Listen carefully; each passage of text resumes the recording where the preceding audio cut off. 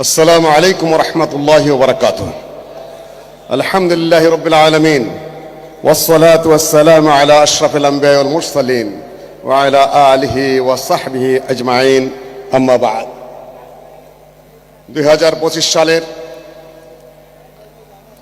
বাংলাদেশ জমিয়তে আহলে হাদিস কর্তৃক আয়োজিত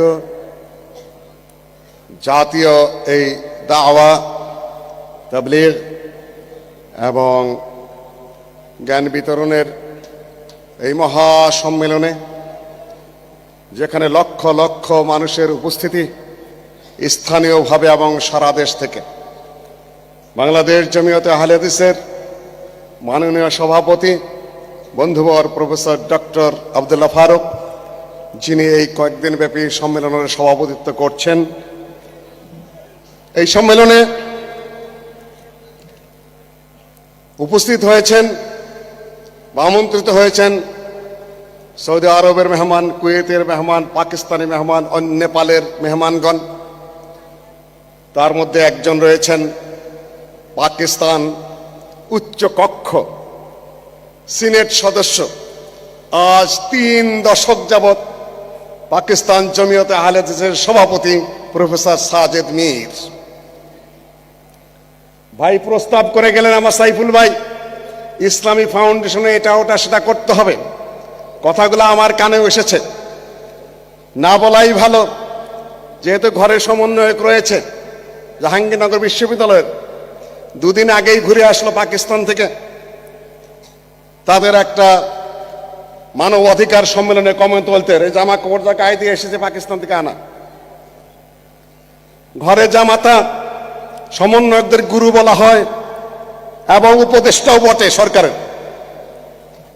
কাজেই নানান কথা আসে, এই হবে সেই হবে। ভাই প্রস্তাব করেছেন ইসলামিক ফাউন্ডেশনের কিছু হবেন, হয়তো আমি করতে পারতাম, বিষয়টা করতাম না, তাও না হলো, তাও না, পছন্দ করেন না তারা। উনি সিনেটর হবেন সামনে, এত ছোট কথা বলেন কেন? সিনেটর হবেন সামনে, যদি আনুপাতিক হারে নির্বাচন হয় 100 জন সিনেটর হবে, 3 কোটি আহলে হাদিসের 30 জন সিনেটর আমরা অটোমেটিক পাবো। কথা বললেই ফতোয়া শুরু হয়ে যাবে। মুসলিউদ্দিন রাজনীতির কথা বলে, মুসলিউদ্দিন এই করে সেই করে, পাচ্ছেন না কেন? তার কারণ কি? রাজনৈতিক মাঠে আপনার উপস্থিতি নেই। অধিকাংশ শিক্ষিত প্রফেসর এবং প্রফেসরদের ছেলেরা এবং মেয়েরা অন্য ছাত্র এবং অন্য ছাত্রী সংগঠন করে, অধিকাংশই। আমি বলবো না মুজাফফর মক্কাটা মানুষ ওর উপর দায়িত্ব ছেড়ে দিয়ে গেলাম। সম্মানিত উপস্থিতি, বয়সের মাপে কথা বলতে হবে। প্রফেসর সাজেদ মীর সিনেটর, আজ 3 দশক যাবৎ জমিয়তে আহলে হাদিসের সভাপতি পাকিস্তানের। তার জন্য যদি সে নাজায়েজ না হয়, প্রফেসর ডক্টর আব্দুল্লাহ ফারুকের জন্য সামনের বাংলাদেশের সিনেটর হওয়া নাজায়েজ হবে না। প্রস্তুতি নিতে হবে। আল্লামা আব্দুল্লাহ আল কাফি নিয়ে আমার আলোচনার বিষয়, সেটা সেদিকে আমি যাচ্ছি। সম্মানিত উপস্থিতি, আল্লামা আব্দুল্লাহ আল কাফি আল কুরাইশি এত বিশাল একজন ব্যক্তিত্ব, 25 মিনিটের বক্তব্য যদি বুঝতে চান তার ব্যাপারে, তার আগে 25টি সেমিনারে অংশগ্রহণ করে আসতে হবে। 25টি সেমিনারে যদি অংশগ্রহণ না করেন, আল্লামা আব্দুল্লাহ আল কাফির ব্যাপারে 25 মিনিটে আমার বক্তব্যের কিছুই বুঝবেন না। তা আমি জানি, হেডলাইনে সামান্য টোকা দেখে চলে যাব। ছাত্র, যুবক, প্রফেসর এবং শিক্ষকদেরকে বলবো সেমিনারের আয়োজন করেন ঘন ঘন, প্রত্যেকটা বিষয়ের উপরে মাথা প্রস্তুত করতে হবে। আল্লামা আব্দুল্লাহ আল কাফি আল কুরাইশি, যা 1900 সালে তার জন্মটা যখন হয়েছে, তার আগে এই উপমহাদেশে কতগুলো ঘটনা ঘটেছে। একটি হলো কথিত ওহাবি আন্দোলন, যার উপরে আল্লামা আব্দুল্লাহ আল কাফি সাহেব প্রায় 1000 পৃষ্ঠায় বই লিখে গেছেন। সেটা প্রায় 1948 সালের ঘটনা। কোরআন, হাদিস, ইতিহাস, দর্শন, ফিকহ, উসুল, রাজনীতি ও সমাজনীতির অপূর্ব সমাবেশ। 3 শতাধিক ইমাম, ফকিহ ও মুহাদ্দিসের জীবনী, ইসলামের পতন যুগের কাহিনী, হিন্দে ইসলামের আবির্ভাবের যুগের ইতিহাস, তথাকথিত ওহাবি আন্দোলনের বিস্তৃত সম্পূর্ণ ইতিহাস, মযহব সমূহের প্রচার ও প্রতিষ্ঠার ইতিহাস, জাতীয় দুর্গতির মূল ও সঠিক কারণ এবং তাহার প্রতিকার, 8 শতাধিক পৃষ্ঠায় সম্পূর্ণ বিরাট গ্রন্থ, বাংলা সাহিত্যের অভিনব অমূল্য সম্পদ, ইসলামী শাসনতন্ত্রের সূত্র রচয়িতা কর্তৃক অর্থাৎ আল্লামা আব্দুল্লাহ আল কাফি আল কুরাইশি কর্তৃক প্রণীত গ্রন্থ শীঘ্রই প্রকাশিত হচ্ছে। 1948 সালের অ্যাডভার্টাইজমেন্ট। সেই 1000 পৃষ্ঠার গ্রন্থ কোথায়? কে লুকালো? আহলে হাদিস পরিচিতি 4th সংশোধন করতে গিয়ে 1/2 শতাধিক ভুল করেছেন। সুজাউদ্দৌলারে গুজাউদ্দৌলা করেছেন। একটা ফার্সি কবিতার মধ্যে 8টা ভুল করেছেন। নগমাজ না এই আস্তের মধ্যে ইসলামকে ইসবাত লিখেছেন। কে কে করলেন এই সংশোধনীটা? মনে না চায়, গায়ে না ধরে, ব্রেন না থেকে করেন না। ছেলেরা সব্বানের ছেলেরা অনেক লেখাপড়া জানে। দায়িত্ব দেন 2-3 জনকে সুস্থ এবং শুদ্ধ করে লিখবে। সম্মানিত উপস্থিতি, কাফি সাহেবকে নিয়ে আলোচনা করতে বলেছেন। সেই সময়ের কাফি সাহেব, যার আগে গোটা উপমহাদেশ বলে কথা বলতে বলা হয়েছে, খালি হেডলাইন বলে যাব। যার আগে উপমহাদেশে সৈয়দ আহমদ বেরলভী এবং আল্লামা ইসমাইল শহীদের নেতৃত্বে এবং সেনাপতিত্বে গোটা ভারতব্যাপী তৌহিদি আন্দোলন, সুন্নতের আন্দোলন, সংস্কার আন্দোলন শুরু হয়ে সেটা জিহাদি মুভমেন্টে পুরাপুরি অসশস্ত্র যুদ্ধে রূপান্তরিত হয়ে ইংরেজদের বিরুদ্ধে এবং শিখদের বিরুদ্ধে যুদ্ধের একটা পর্যায়ে গিয়ে তাদের বালাকোটের যুদ্ধে তাদের শাহাদত হয়েছে। আল্লাহ তাদেরকে শহীদ হিসেবে কবুল করুন, আমি নিশ্চয়তা দিচ্ছি না।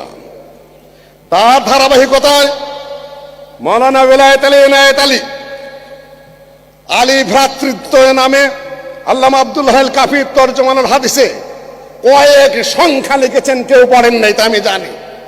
তাদের নেতৃত্বে গোটা ভারতে ইংরেজ বিরোধী, শিখ বিরোধী প্রচুর যুদ্ধ হয়েছে, রক্তক্ষয়ী যুদ্ধ হয়েছে সেগুলা।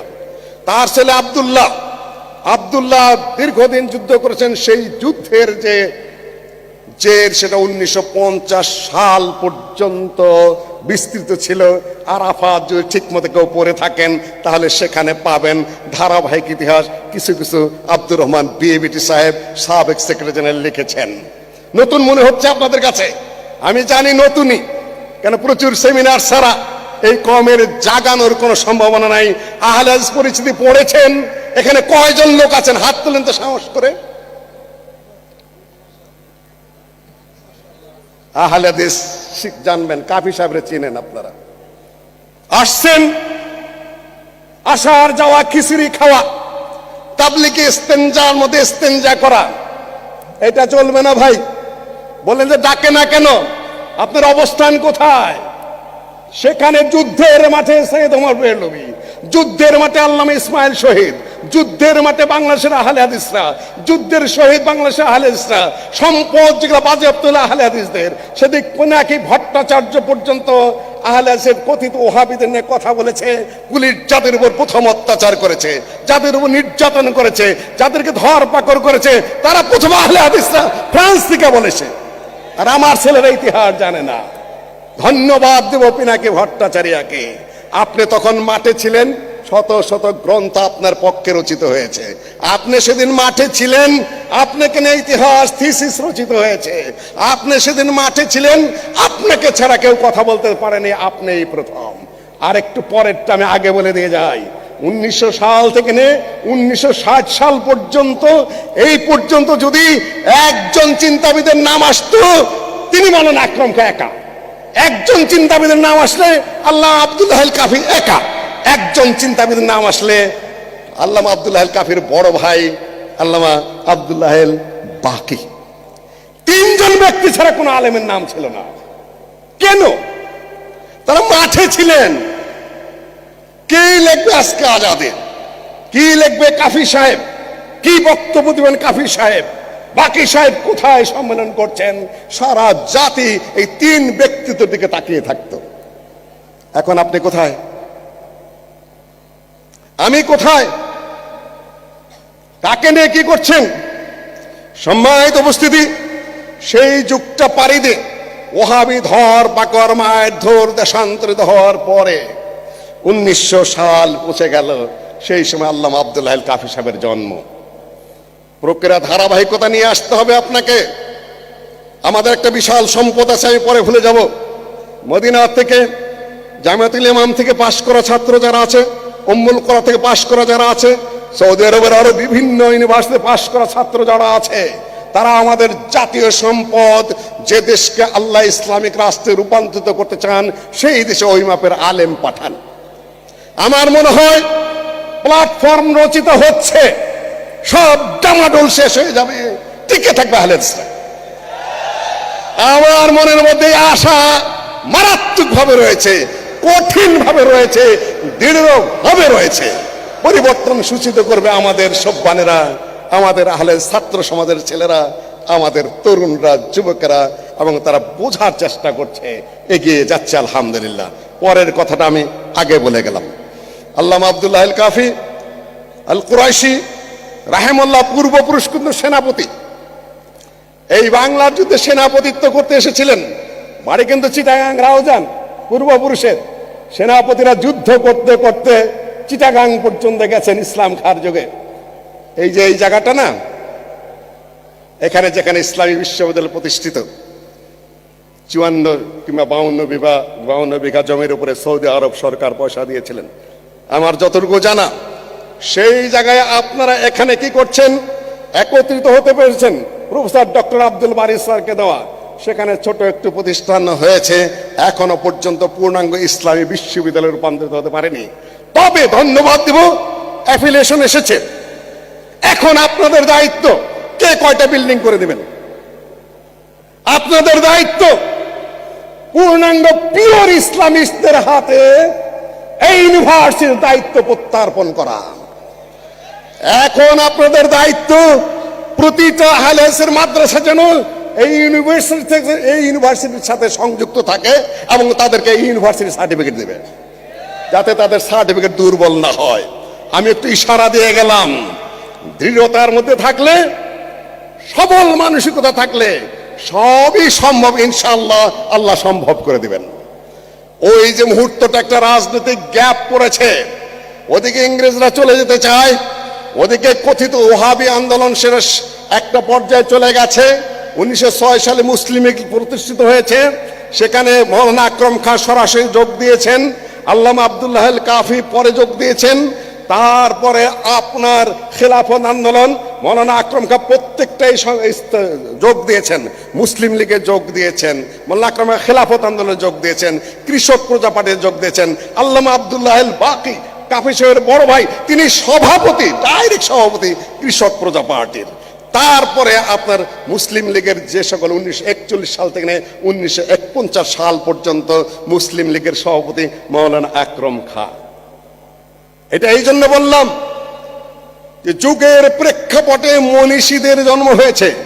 আল্লামা আব্দুল্লাহ আল কাফি শুধু একদিকে কাজ করেননি, আকীদার দিকে লিখেছেন, ওই এক কাজ করেছেন, আমলের দিকে লিখেছেন, ফতোয়া লিখেছেন, ইতিহাস লিখেছেন, তারপর সমাজনীতির উপর কাজ করেছেন। কোন দিকে তার লেখনী নাই? প্রত্যেকটা বিষয়ের উপরে 2টি 3টি করে পিএইচডি ডিগ্রি হতে পারে। আপনারা ধীরে স্থিরভাবে শুনে নিন, একটা বই আপনারা পড়েন নাই, কাজে এই মুহূর্তে আমি হতাশ। কেন ইসলামিক ফাউন্ডেশনের একটা কর্মচারী হওয়ার মধ্যে ওই পর্যন্ত আমাদের ব্রেন উঠেছে, রাষ্ট্রের উচ্চ স্তরে পৌঁছার মতো ব্রেন আমাদের এখনো হয়নি, কারণ আমাদের ছেলেরা মেয়েরা অন্য পার্টি করে। ফিরিয়ে আনতে হবে সব। আজকে বই লিখেছেন নাকি আল্লামা আব্দুল্লাহ আল কাফি। জামাত ইসলামী আর আহলে হাদিসের মধ্যে পার্থক্য কি? আমি জামাতের বিরুদ্ধে কোনো প্রকাশ্য কোনো ধরনের বিদ্রোহ ঘোষণা করছি না, কোনো আন্দোলন করছি না, কোনো কটাক্ষও করছি না। আজকে যখন রাজনীতির সামান্য গন্ধ পায় আমাকে ফোন করে বলে যে ভাই আপনি যদি আবার রাজনৈতিক দল দাঁড় করান তাহলে আমাদের কি হবে, ফিল তো একই। আমি বলে অত দুশ্চিন্তার দরকার নাই তোমাদের, প্রয়োজন এবং সময় বলে দিবে আমরা কি সিদ্ধান্ত নেব। আপনি এখনই মাথা নত করে বসে আছেন ডামাডোল দেখেই, নো নেভার। আপনি আপনার অবস্থায় ঠিক থাকেন, আপনার কাছে আসতে হবে।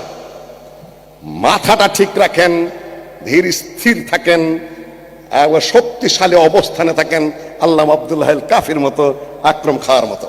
আকীদা নিয়ে যেগুলো আলোচনা করেছেন বইগুলো রয়েছে, পিএইচডি হচ্ছে মদিনা ইউনিভার্সিটিতে, ঢাকা ইউনিভার্সিটিতে হয়েছে, এমফিল হয়েছে, রাজশাহী বিশ্ববিদ্যালয় হচ্ছে, কিন্তু সেগুলোকে প্র্যাকটিক্যাল ফিল্ডে নিয়ে আসতে হবে। যে সকল বইগুলো আমরা জানি, আহলে হাদিস পরিচিতি বইয়ের নাম জানি আমরা, ইসলামী শাসনতন্ত্রের মূল সূত্র এটার আমরা নাম জানি, পাকিস্তানের ইসলামী শাসন সংবিধান এই বইয়ের নাম জানি আমরা, তারপরে ফিরকাবন্দি বনাম অনুসরণীয় ইমামগণের রীতি এই বইয়ের নাম আমরা জানি, কালেমা তাইয়্যিবা এই বইয়ের নাম আমরা জানি। নির্দিষ্ট পুরুষের স্ত্রীর কি হবে কত বছর আগে লিখেছেন জানেন?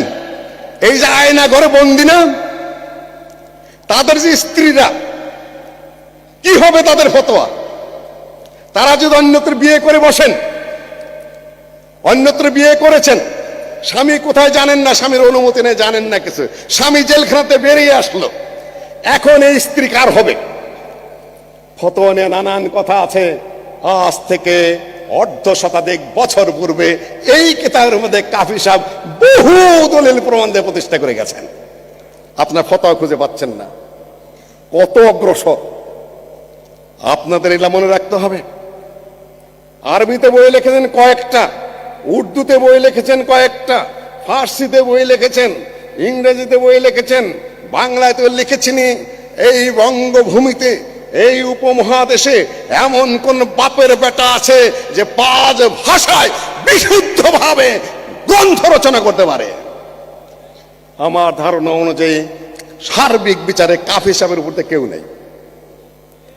আপনারা বুঝবেন না সে বলছে, কেননা নোট পড়তে পড়তে, একই বইয়ের 3 প্রকারের সংকলন পড়তে পড়তে, একই করে 3 কাতরা জবাই করতে করতে লেখাপড়া বা শিক্ষা দীক্ষার এমনটাই নিচু পর্যায়ে আমরা নিয়ে গেছি যে আপনারা ওই মানুষটাকে বোঝার মতো সে ব্রেনে আমাদের নাই। সম্মানিত উপস্থিতি, আল্লামা আব্দুল্লাহ আল কাফি 1900 সালে জন্ম। তিনি তার বাবা সৈয়দ নজির হোসেনের ছাত্র আল্লামা আব্দুল হাদি, তার কাছে পড়াশোনা করেছেন। বড় ভাই আব্দুল্লাহ আল বাকি, তিনি কানপুর থেকে বড় ডিগ্রি নিয়েছেন এবং তার বাবার কাছ থেকে লেখাপড়া করেছেন। 2 ভাই আবার আব্দুল হাব নাবিনা, এই অন্ধ আলেম সৈয়দ নজির হোসেনের ছাত্র, তার কাছ থেকে কোরআন হাদিস পড়ে গিয়ে তারপরে কলিকাতা আলেম মাদ্রাসায় ভর্তি হয়েছেন। অনেকেই বলেন কলিকাতা আলেম মাদ্রাসা থেকে মাত্র আলেম ফাজল পাস মানুষ, কলেজে পড়া মানুষ, উনি আবার কিসের আলেম? আরে বোকা, বাবার কাছে যিনি সৈয়দ নজির হোসেনের ছাত্র, আব্দুল হাব নাবিনা অন্ধ, যিনি সৈয়দ নজির হোসেনের ছাত্র, 2 জন সৈয়দ নজির হোসেনের ছাত্রের কাছে কোরআন হাদিস পড়ার পরে তার কার কাছ থেকে আবার পড়তে হবে? এটা নিয়ে তাকে কটাক্ষ করা, আক্রমণ করা হয়। তোমরা বোঝোই নাই উনি কোন চিজ। যে পরিমাণ রেফারেন্স তিনি ব্যবহার করেছেন, যে যুগের বই পুস্তক তিনি ব্যবহার করেছেন, আর যেভাবে বাংলা ভাষায় স্থানান্তরিত করেছেন বিষয়গুলো, কার সাধ্য ছিল তার যুগে? মাত্র 2 জন ছাড়া, একজন হলেন আল্লামা আব্দুল্লাহ আল কাফি, আরেকজন হলেন মৌলানা আকরম খাঁ, মাত্র ফাজল পাস মানুষ। পরবর্তীতে মৌলানা আব্দুর রহিম সাহেব ভাষা খুঁজে পেয়েছেন, প্রথম দিনে ভাষা দিয়েছেন। কিভাবে আরবি বিষয়গুলাকে, ফিককে, উসুলকে, আকীদাকে, ইসলামিক রাজনৈতিক পরিভাষাকে, শাসন সাংবিধানিক রীতিনীতিগুলাকে বাংলা ভাষায় কোন শব্দে কোন বাক্যে স্থানান্তরিত করতে হবে, এই পথ দেখিয়েছেন কে? আল্লামা আব্দুল্লাহ আল কাফি এবং মৌলানা আকরম খাঁ। এখন তো আপনারা মাঠে কিছুই দেখেন না, তাই না? অমুকের বই পড়েন, তমুকের বই পড়েন, অমুকের নোট পড়েন। এইটা কিন্তু আপনার পড়তে হবে, এই সিরিজ আপনার ধরতে হবে, এইভাবে ব্রেন তৈরি করতে হবে। আধায় করলে গাধায় বোঝে। আমি আর বেশি কিছু বলতে চাই না, এই দাসত্ব থেকে আপনাদের ছুটে আসতে হবে। সম্মানিত উপস্থিতি, আল্লামা আব্দুল্লাহ আল কাফি সত্যাগ্রহী পত্রিকা সম্পাদনা করেছেন অতি অল্প বয়সে। মৌলানা আবুল কালাম আজাদের মতো উপমহাদেশের এত বিরাট ব্যক্তিত্ব, কংগ্রেসের সভাপতি ছিলেন, কংগ্রেসের শিক্ষামন্ত্রী ছিলেন ভারতে, তার সংস্পর্শে এসেছেন। জেলে যাওয়ার পরে তার পত্রিকার সম্পাদনা করেছেন। তারপরে তিনি পত্রিকা বের করেছেন, তরজমানুল হাদিস বের করেছেন, আরাফাত বের করেছেন। তারপরে যে সকল বক্তব্যগুলো দিয়েছেন, বক্তব্যের ধারার মধ্যে আসে। বক্তব্য এবং লিখনের ধারা কয়েকটা ভাগে ভাগ করা যেতে পারে। 1 নম্বর হলো দাওয়া এবং তাবলীগ। দাওয়া এবং তাবলীগের ধারা এখানে বেঁচে আছে, যেটা আমার প্রফেসর ভাই বক্তব্য দিয়ে গেছেন। ওই একটা লাইনের উপর কিছু কথা বলেছেন। আরব দেশ থেকে এলমি সনদ যেটা সরাসরি আহলুল হাদিসে রয়েছে, অন্য কারো কওমে আলেমদের রয়েছে, কিন্তু যারা মাঠে ময়দানে আন্দোলন করেন বিভিন্ন দলমত, আল্লাহর নবীর পর্যন্ত তাদের কোনো সনদ নাই। আহলে হাদিসের সনদ রয়েছে, এলমি সনদ রয়েছে, তাফসিরের সনদ রয়েছে, হাদিসের সনদ রয়েছে, ফিকহের সনদ রয়েছে। এবং সৈয়দ নজির হোসেনের মতো এত বিরাট হাফেজ হাদিসের ছাত্র যারা, আব্দুল ওহাব, আপনি যদি বলেন আব্দুল মান্নান নজিরাবাদী, তিনিও সৈয়দ নজির হোসেনের ছাত্র, অন্ধ মানুষ ছিলেন, 35 বার সহিহ বুখারী পড়িয়েছেন পাকিস্তানে। তাতে হিংসুকেরা তাকে পায়খানায় আটকে রেখে বাড়িতে সিটকিনে আটকে দিত। সম্মানিত উপস্থিতি, এই এক ধারা। দ্বিতীয় ধারা জিহাদি এবং রাজনৈতিক ধারা, সৈয়দ আহমদ বরেলভী এবং শাহ ইসমাইল শহীদের যে ধারা, সেই ধারার তারাও নেতৃত্ব করেছেন। সেটা হলো জিহাদি ধারা, আন্দোলনী ধারা, সংগ্রামী ধারা। 3 নম্বর ধারা হলো মাদ্রাসা মসজিদ প্রতিষ্ঠা করা ইত্যাদিতে কয়েকটা ধারায় তিনি এটাকে ভাগ করেছেন আহলে হাদিস পরিস্থিতিটাকে। পরে নেই, তা আর বুঝাবো আমি কি, বুঝানোর শক্তি সাধ্য এই মুহূর্তে আমার নাই। সম্মানিত উপস্থিতি, বক্তব্য আমার গুটিয়ে নিয়ে আসতে হবে। তিনি খারেজি প্রসঙ্গে জানতেন, তিনি শিয়া প্রসঙ্গে জানতেন, তিনি জবরিয়া প্রসঙ্গে জানতেন, তিনি মর্জিয়া প্রসঙ্গে জানতেন, উপমহাদেশ আন্দোলন প্রসঙ্গে জানতেন। সারা পৃথিবীর কোন চিন্তা, কোন দর্শন, কখন কি হচ্ছে সম্পূর্ণ তার নখদর্পণে ছিল। প্রতিটা পাতা খুললে আপনি বুঝতে পারবেন যে তার এলেমের ভার কতটা, তিনি কতটা সমৃদ্ধ, কত ভাষায় তিনি রেফারেন্স ব্যবহার করেছেন। আর দুটি কথা বলে আমার বক্তব্য এই মুহূর্তে শেষ করতে হবে। সেটা হলো, আমরা যেভাবে ব্যাখ্যা করি ইমাম মুহাম্মদ বিন আব্দুল ওয়াহাবকে, আমরা দাঈ ইলাল্লাহ হিসাবে প্রচার করে বেড়াই, আর ওরা প্রচার করে বেড়াচ্ছে যে আমরা মাদখালিজমে বিশ্বাস করি। খুব প্রচার করছে ওরা। তোমরা বোঝো না এই বিষয়টা, শুধু অপবাদ দিচ্ছ। সময় লাগবে প্রচুর, আমি আর ওদিকে যাব না। এই অপবাদ তারা দেওয়া শুরু করেছে। আর আল্লামা আব্দুল্লাহ আল কাফি আল কুরাইশি তাকে কি বলেছেন? বিপ্লবী সংস্কারক। কিছুদিন আগেও ছিল হারাকা। আমি আল হারাকা সালাফিয়ান এথিসিস করেছি, তখন কেউ আমাকে বাধা দেয়নি সৌদি আরবে। এখন হারাকা লেখা যাবে না, এখন দাওয়া লিখতে হবে। আহলে হাদিস মুভমেন্ট আন্দোলন নেশকের নাম দিয়েছেন। কালকে আবার আমার ভাইয়েরা বলবে যে এখন আর আন্দোলন করলেন কেন, আহলে হাদিস নাপাক হয়ে গেল। বুঝে কথা বলেন। আহলে হাদিস সৌদি আরবের এই ভূখণ্ডটাকে ইসলামাইজেশন করতে গেলে কি পরিমাণ তলোয়ার ভাঙতে হয়েছে, কি পরিমাণ মুশরিকদের সাথে যুদ্ধ করতে হয়েছে, কি পরিমাণ কবর ভাঙতে হয়েছে। সারা পৃথিবী তাদেরকে খারিজি ফতোয়া দিয়েছে। আর আপনার ইতিহাস না জেনে মনে করেছেন ইমাম মুহাম্মদ আব্দুল ওয়াহাব স্বপ্নে তাবিজ পাইছে, তাই না? কি শেখান আপনি? ভাইদের ব্রেন চেঞ্জ করতে হবে। এই ভূখণ্ডের স্বাধীনতার আন্দোলন আলোচনা করতে গিয়ে আমাদের ভাইরা শুরু করেন 52 সালের ভাষা আন্দোলন, তারা শুরু করেন 71-এর আন্দোলন। আরে ভাই, এই ভূখণ্ড কোথায় ছিল? ইংরেজদের কাছ থেকে এই ভূখণ্ড কেড়ে নিয়ে আসতে হয়েছে। এই ভূখণ্ড কেড়ে নিয়ে আসতে হয়েছে ইংরেজদের কাছ থেকে, যেটা পূর্ব পাকিস্তান নামে পরিচিত ছিল। The northwestern and eastern zones of India, in which Muslims are numerically in a majority, should be grouped to constituent independent states, in which the constitute shall be autonomous and sovereign. ভারতের উত্তর পশ্চিম এবং উত্তর পূর্ব যেখানে মুসলিম সংখ্যাগরিষ্ঠ, সেগুলো নিয়ে স্বাধীন ভূখণ্ড প্রতিষ্ঠিত করতে হবে। মৌলানা আকরম খান নেতা ছিলেন, শেখ সাহেব তার একজন ছোকরা ভলান্টিয়ার ছিলেন, সমাদিত ছাত্র। আকরম খানকে এড়িয়ে গেছেন আমাদের সংগ্রামী ইতিহাসী ভাইরা। তাদের ইতিহাসের মধ্যে আকরম খান নাম নাই। 10 বছরের সভাপতি, 41 থেকে 50 সাল পর্যন্ত তাদের বই পুস্তকে তার নাম নাই। কাফি সাহেবকে খালি বলছেন যে উনি জর্দা খাইতেন। আরে পাপির পাপি, জ্ঞান পাপি কাফি সাহেবের খালি কবে একবার জর্দা খাইছে তুমি তোমার ইতিহাসের মধ্যে ওইটুকুই খুঁজে পেলে? কত বড় প্রতারক! সেই প্রতারকদের পিছে পড়েছে আমাদের ছেলেরা, আমাদের মেয়েরা। ধোঁকাবাজ, কোন ধরনের কথা নেই। যদি উল্টাইতে চাও সামনে আসো, অক্ষর অক্ষর ধরিয়ে দেব। কোথায় কি লিখেছ, কোথায় ইতিহাস লুকিয়েছ, কোথায় আক্রমণ করেছ, কোথায় ফাও ক্রেডিট নেওয়ার চেষ্টা করছো। এগুলা চলবে না, টিকবে না। অতীত সামনে টিকবে না। সব্বান দাঁড়িয়ে যাচ্ছে লেখাপড়া করে। সম্মানিত উপস্থিতি, কাজেই ইমাম মুহাম্মদ বিন আব্দুল ওয়াহাবকে নতুন করে ভাবতে হবে, ভয়ের চোটে তুমি এখন আন্দোলনকে দাওয়া বানিয়ে দিতেছ, মুভমেন্টকে তুমি এখন প্রিচিং বানিয়ে দিচ্ছ আমেরিকার ভয়ে। কয়দিনের ঠেলাই গোটা ইউনিভার্সিটির শেপ চেঞ্জ। এই জন্য আল্লামা আব্দুল হাই কাফি সাহেব ওদিকে যাই নাই। এত বড় মাথা, এত বড় সংগ্রামী, এত বড় বিপ্লবী মানুষ, তিনি বই লিখেছেন বিপ্লবী সংস্কারক মোহাম্মদ বিন আব্দুল ওয়াহাব। এটা এত ভয়, এতই আতঙ্ক, আর তোমাকে ডাকা হবে? No, never. যা ইতিহাস সাহসী মানুষের পক্ষে রচিত হয়, দুর্বল মানুষের পক্ষে কোনোদিন ইতিহাস রচিত হয় নাই। ওহাবী আন্দোলন কথিত আহলেসের পক্ষে রচিত হয়েছে। রাজনৈতিক আন্দোলনের ইতিহাস আহলেসের পক্ষে রচিত হয়েছে। এলেমের ইতিহাস সিহাসেত্তর হাফেজ, কুতুবে সেত্তর হাফেজ আল্লামা আহমদুল্লাহ রহমানী অন্ধ অবস্থায় 6 কিতাব পড়েছেন। হাদিসের হাফেজ যত পাবেন আহলেসের মধ্যে পাবেন, এখনো পাবেন। এখনো তো এলমি প্রতিযোগিতা হয়, মাদানে আলেম কয়েক শত এক সাইডে দাঁড়িয়ে যাবে, পিছানের কিছুই নাই। সম্মানিত উপস্থিতি, আল্লামা আব্দুল হাই কাফির মৃত্যুর প্রসঙ্গে 2 মিনিট বলে আমি আমার বক্তব্য শেষ করছি।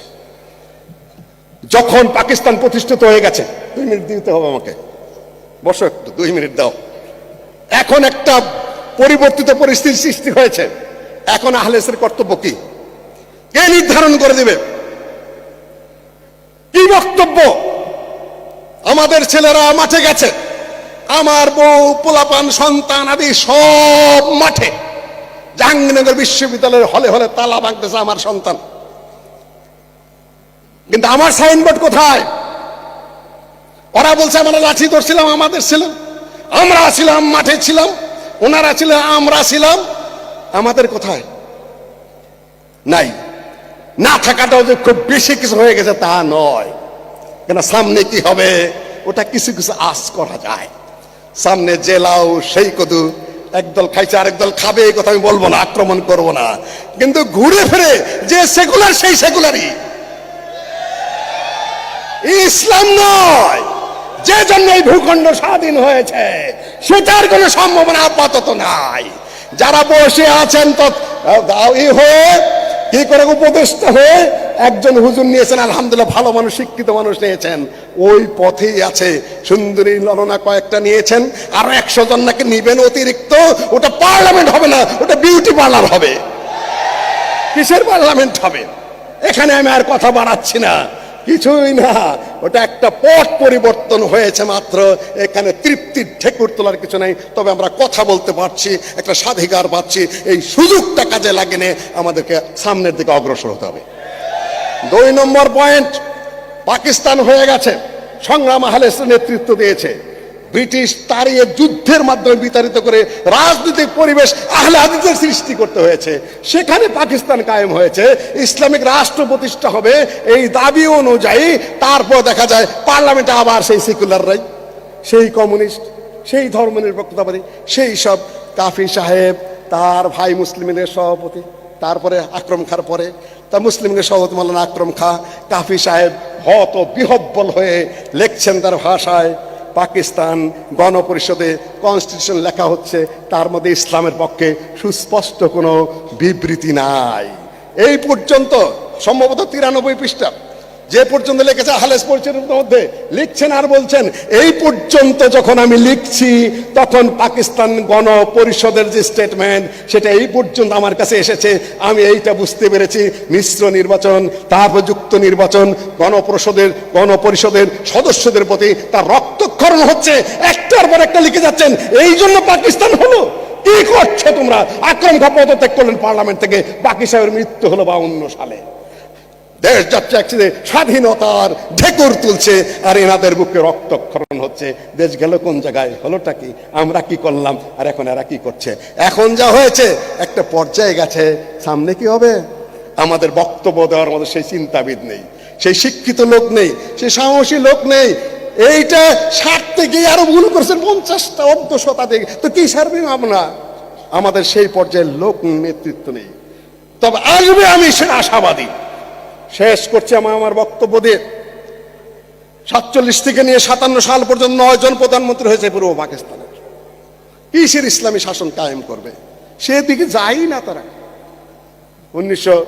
আইয়ুব খান একটা পলিসি আটলো যে কিছু প্রশ্ন দিয়ে হুজুরদেরকে আটকাবো, যাতে ইসলামী রাষ্ট্র এগুলো না করে। ব্যাংকের কি হবে, পররাষ্ট্রনীতির কি হবে, যুদ্ধনীতির কি হবে, সংখ্যালঘুদের কি হবে, হুজুরদেরকে তুমি আটকায়া তাদের মুখ যেন বন্ধ হয়ে যায়। রাগেব হাসান সাহেব উর্দু ভাষাভাষী মানুষ, লাহোরে এতেসাম পত্রিকায় তিনি আর্টিকেল লিখলেন, মে মাসের শেষের দিকে দাবিটা জানালো 48টা প্রশ্ন, 40টা প্রশ্ন। সারা বাংলায় এমন কোন লোক নেই, পাকিস্তানে কোন লোক নেই যেগুলোর উত্তর দিবে। রাগেব হাসান সাহেব দেখা করলেন আল্লামা আব্দুল্লাহ আল কাফি সাহেবের কাছে। ওস্তাদ কি করব এখন? আমি তো কলিজার ব্যথায়, তিল্লির ব্যথায় অস্থির। এই দেখো অপারেশন সাকসেসফুল হয় নাই, একাধিকবার অপারেশন করেছি। এক হাতে বুক টিপতেছেন আর একদিকে কথা বলতেছেন, রাগেব তুমিও লেখো, বলছো যখন আমি অসুস্থ শরীরে আমি লেখার চেষ্টা করছি। এই যে বসলেন 24 ঘন্টা লিখতেছেন। তখন আলাউদ্দিন রোড ছিল বংশালে, ওইখানে বসে পড়ে লিখতেছেন। জুন মাসের 2 তারিখ এসে গেল, লিখেই চলেছেন, জবাব দিয়ে চলেছেন, অত্যাধুনিক প্রশ্নের জবাব। সারা পৃথিবীর যত সমস্যা সেখানে রয়েছে আলেমদেরকে আটকানোর জন্য আইয়ুব খান সহ অন্যরা দিয়ে রেখেছে। লিখতেছেন সারা বাংলাদেশের এই সুফিরা, সারা বাংলাদেশের হানাফি ভাইরা কিছু মনে করবেন না, তারা সারা বাংলাদেশের বিরোধীরা পক্ষরা কেউ পারছে না একমাত্র আল্লামা আব্দুল্লাহ আল কাফি ছাড়া। কি মনে করেছেন আপনারা অত সস্তা গুল মেরে ইসলামী রাষ্ট্র কায়েম করবেন? এই 3 কোটি আহলে বাদ দিয়ে এই দুরাশা পোষণ করবেন না। কয়েকটা পদ বন্টন করবেন ফাউন্ডেশনে, ইসলামিক ইউনিভার্সিটির সময় বিভিন্ন প্রতিষ্ঠানে কয়েকটা পোস্ট নিয়ে যদি সুখের ঢেকুর তুলেন যে কাম হয়ে গেছে, 3 কোটি আহলেদিস, 4 কোটি আহলে আপনাদেরকে সামান্য ছাড়ও দিবে না এদেশে যদি আপোষ করতে না আসেন। আমরা লক্ষ্য করছি সবই, চোখের আড়ালে কিছুই নেই আলহামদুলিল্লাহ। কয়েকটা প্রশ্নে কি করবেন? মাঠে গেলে আপনি জিরো নিয়ে ফেরত আসতে হবে। দ্রুত গতিতে আপনাদের আচরণ সংশোধন করতে হবে। সম্মানিত উপস্থিতি, জবাব লিখে চলেছেন। ওই দিন 3 তারিখ সন্ধ্যা হয়ে যাচ্ছে, রাত হয়ে যাচ্ছে, সব পক্ষের আলেমেরা সেখানে জড়ো হয়েছেন। আল্লামা আব্দুল্লাহ কাফি সাহেব লিখে চলেছেন। এখন ওই দিন সভাপতিত্ব করতে হবে। সভাপতিত্ব করবে কে? এখন তো আপনারা রাজি হবেন না, তাই না? আকরাম খাঁ আহলে হাদিস বংশের হলেও আহলে হাদিস আন্দোলন করতেন না। এখন সভাপতিত্ব করবে কে? সকল মাযহাবের কাফি সাহেব পড়ে আছেন ওখানে বিছানায় লিখতে সবাই বলে আকরাম খাঁ সভাপতিত্ব করবে। ভিতর থেকে কোনো প্রতিবাদ আসে নাই। পল্টনে আমরা সম্মেলন করতে যাচ্ছি, প্রস্তাব দিয়েছে ডক্টর মুজাফফর যে আমাদের 3 কোটি মানুষ আছে, কমপক্ষে 30 লাখ মানুষ আমরা একত্রিত হব। কিন্তু বলে যে এটা সমন্বয় হবে, কে কোন পোস্ট হবে। কিসের পোস্ট পোষণ করলে মানেন পোস্ট পোষণের? প্রথমত অবস্থান নিতে হবে, বোঝার চেষ্টা করুন। আপনাকে আপনি মনে করছে ফাউন্ডেশনে কে যাবে, সিনেটেও দিতে হবে, ডেকে পোস্ট পোষণ দিতে হবে। আপনার অবস্থানটা পরিষ্কার করতে হবে। ইনশাল্লাহ আপনারা পল্টনে 30 লাখ মানুষ উপস্থিত হতে পারবেন, 10 লাখ উপস্থিত হতে পারবেন।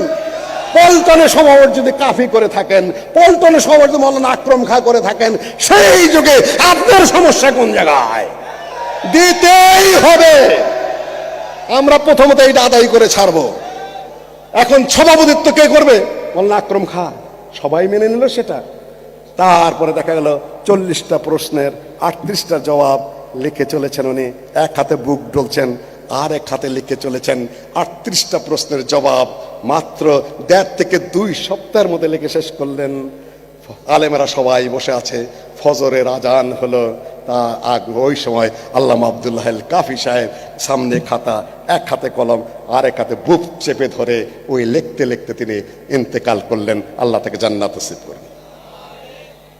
শুধু এইটুকুই বলি, বহু জায়গায় টাচ করে আপনাদেরকে বিদায় নিচ্ছি। সময় হলে আবার বিস্তারিত কথা হবে। আসসালামু আলাইকুম রহমতুল্লাহ। আমাকে এই মাহফিলে দাওয়াত দেওয়ার জন্য কর্তৃপক্ষকে অসংখ্য ধন্যবাদ।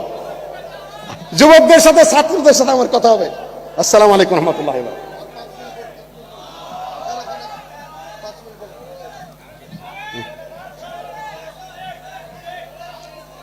সম্মানিত সুধীমণ্ডলী, কাফি সাহেবকে তিনি মেরে ফেলেছেন, কিন্তু আমরা মনে করি না কাফি সাহেব মরে গেছেন।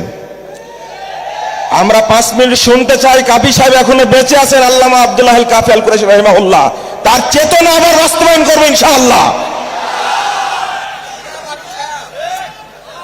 সালাম আলাইকুম রহমতুল্লাহ। সম্মানিত উপস্থিতি, ওনারা আমি এমনিতেই বোধহয় 5-6 মিনিট বেশি নিয়ে ফেলেছি। হ্যাঁ, আমি 5 মিনিট বেশি নিয়েছি, আরো 5 মিনিট ওনারা আমাকে দিয়েছেন।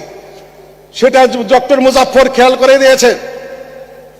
এই দেশ যতদিন স্বাধীন থাকবে বা পরাধীন হবে, এই দেশে যতদিন ইসলামিক আন্দোলন থাকবে বা থাকবে না, এই দেশে যতদিন মুসলিমরা বেঁচে থাকবে বা থাকবে না, আল্লামা আব্দুল্লাহ আল কাফি সাহেব ততদিন তার এলেমে, তার চিন্তা চেতনায়, তার লেখনীতে, তার শিক্ষাগত যোগ্যতায় সব দিক থেকে তিনি বেঁচে থাকবেন।